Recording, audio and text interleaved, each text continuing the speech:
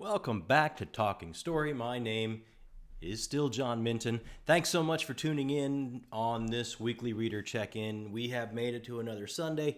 We got through another week, and September, 1 week left of September, and we are into spooky season. We are stepping right into the October country, and I have put together, I think, the best list for spooky season. So that's going to be coming later on this coming week. But what's going on this past week? This past week we got our top 10 Stephen King list up, and it has been the most fun going back and forth with you guys. Some of you have sent me your top 10 list. Some of you have sent me where our top 10 lists overlap and where they don't.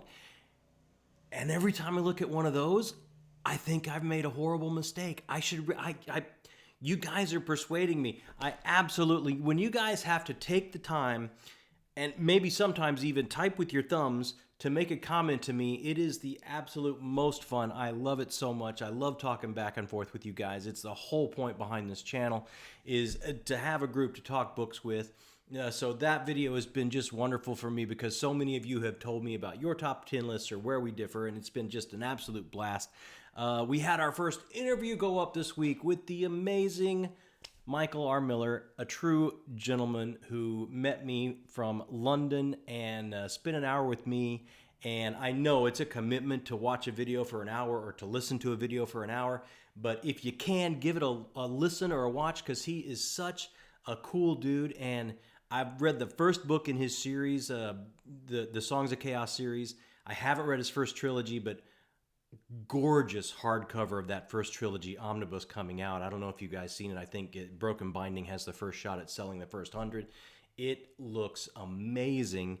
So I will be grabbing that because I absolutely love the first book of the Songs of Chaos, and he's just such a true gentleman. And what I was fascinated by is when we talked is I saw so much of his lead character in Songs of Chaos, Holt, kind of shining through a little bit of him as a person, and it was just fascinating. So if you have time, give that a listen, or give it a watch if you can. What did I wrap up this week? More of my birthday reads that I gifted to myself. I wrapped up Down Below Beyond by T.A. Bruno. T.A. Bruno was lovely enough to send me this copy of his book for an review, and I will be getting that review up probably not this coming week, but the week after. And this foray into self-pub, my eyes are completely open. This took me back when I was young, when I was a kid. I would go to the movies, and we would have movies that would not have to be part of a universe or a franchise or some IP that would just print money. If people had like just kind of a wacky idea for a sci-fi movie, they could just put it out. It just seemed to happen sometimes. Like we had movies like Last Starfighter or Enemy Mine, and they were a little bit off the beaten path. They were a little quirky, and that is so much what this reminded me of. It's got such a great light-hearted tone. It is an absolute blast of a fun romp. And right around the time when I thought, you know what, I might have to take a few points off on plot because I think he's written this, it has to go exactly here. I know exactly where it's going because of the way this story is moving. And then at the end, it became somewhat profound and didn't go there at all, went somewhere else and was truly kind of special. So I will have a full review up of this, but self-pub, guys, there's some great stuff out there. Absolutely. And this is one of them. Thank you so much again, Mr. Bruno, for sending this to me. Also, I finished up, and this was an advanced reader copy. It was from NetGalley, and Mulholland Books was nice enough to get it to me. So I don't have it to hold up here, but it was A Haunting on the Hill. This is by Elizabeth Hand, and Elizabeth Hand got permission from Shirley Jackson's estate to actually have a sequel to The Haunting of Hill House, and it was a great read. That review will be coming up probably the week probably this coming week, and this will be next week. I'm trying to catch back up with reviews, guys. So, but it was so much fun, and it's only fair that Elizabeth Hand get to write the sequel to Hill House, because I think she's won the Shirley Jackson Award like 3 or 4 times. I'm not even sure. I think she's won the World Fantasy. Well, I think I wrote it down. Yeah, she's won the Shirley Jackson Award 3 times. She's won the World Fantasy Award 4 times. She's won the Nebula Award 2 times.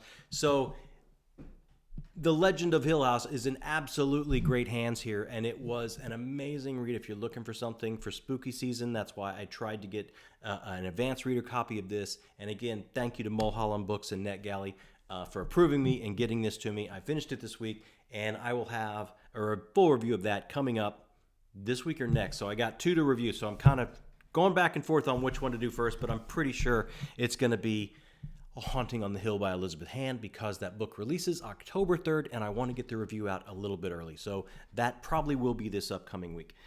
And I pulled out and started the last gift to myself, my last birthday read to myself, the wrap-up, Book 3 of The First Law, The Last Argument of Kings by Joe Abercrombie, and I'm about, 130 or so pages in, and there's no way this trilogy does not make it on my all-time list. There is no way.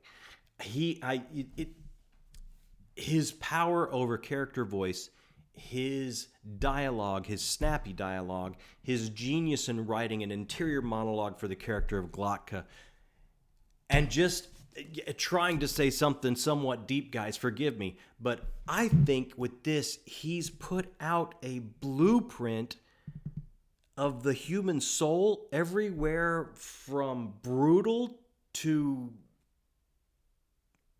beautiful, and everything in between in these character arcs. He's got it all in there. He encompasses everything that makes us human and makes us fallible and makes our journey so singular and exciting and fun to watch through art and literature. He captures it all, and it's just breathtaking. And I think this 3rd book is my favorite so far. I know that's going out on a limb because I'm only like 130 pages in, but this thing is just humming along. The pace on this is crazy, and it's my last birthday read to myself of the month. It may be my favorite one. I can't say for sure, but it's sure started out that way. Coming up next week on the channel, like I say, I'm going to have a full review of A Haunting on the Hill. That's my pick, and I'm sticking to it. So I'm going to do that. And that's going to come later in the week, but early in the week on the channel, I am going to put out what our spooky season step into the October country read is going to be for the month of October. And it's going to encompass if you have a favorite type of horror, if you have vampires, werewolves, zombies, cosmic horror, whatever it is, I've got a choice slotted in to tickle every fancy that loves to be scared. And I am so happy and so excited to get to this list, and I'm going to put that out at the beginning of this coming week, so don't miss that. It's going to be a great, great list. And other than that, let's see what I've been watching. I wrapped up Justified, Primal Evil, and I will say, I know I've said they took him out of the Kentucky Holler, and there was no Boyd Crowder, and there was no Dewey Crow, and it didn't really feel like Justified to me. I will say the last 15-20 minutes of that series gives you everything you want. I hope they do another one, because that's what I wanted to see when we got to the very end. I think I'm 1 episode behind on Ahsoka. I haven't caught up. I have watched another episode into Changeling. Episode 2, I thought, took a big step. I think it moves a lot more linearly. I think it's being a little bit easier to grab onto and follow, and I think it's going to be really phenomenal, and I'm going to get back to that. I really enjoyed the 2nd episode of that.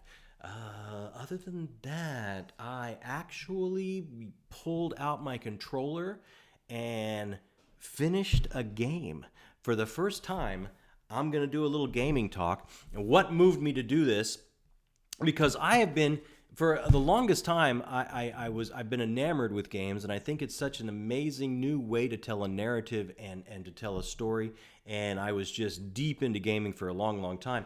And then when I started coming back to reading, guys, I kind of shifted focus. But there are some games coming in October that I've got my eye on, so I wanted to wrap up what I've been working on, and I've been working on Star Wars Jedi Survivor. And I had set it aside another reason because there was that moment in the story that they lean into and rely on. I won't spoil it, but they lean into it and rely on a story beat that so many games use. And it just frustrated me. It's like, oh my, not this, not again. And I just kind of set it aside for a good while. But I pulled it out and finished it today. It had a satisfying ending. Overall, I thought the story was pretty fun. The graphics it was really pretty. But I cleared the decks because in October, possibly I might be interested in Assassin's Creed Mirage. I have to see more about that. Possibly I'll be interested in Alan Wake 2. I have to see more about that. I love the first one, but Remedy can be, the studio can be somewhat hit or miss for me. And I'm going to be all in on Spider-Man 2 because I'm a comics nerd and I've played the other games and I've loved them. So I've cleared the decks and I'm ready for that. That's pretty much it for me, guys. Thanks so much for tuning in. Thanks so much for stopping off. I know it's been a hectic week probably for everybody. Actually, it wasn't for me. I took a lot of this week off for my birthday, and my lovely wife took me out of town, and we went bike riding in the mountains, and I am completely revitalized and refreshed, and I feel great. So I hope everyone else does as well. I hope the week wasn't too rough for you. I hope the last week of September we can just glide right on through, right on into the October country, spooky season coming up, and enjoy the gateway to the holidays, because after Halloween we've got Thanksgiving, we've got the holidays coming up, and I look forward to that every year. So I hope this last week we're tripping our way into fall and it just goes blissfully for all of us. Again, thanks so much for hanging out. Like, subscribe, come back again. You guys hanging out with me talking books is some of the funnest things I do on a weekly basis. So thank you so much for joining me here on Talking Story. My name's been John Minton, and I will see you soon.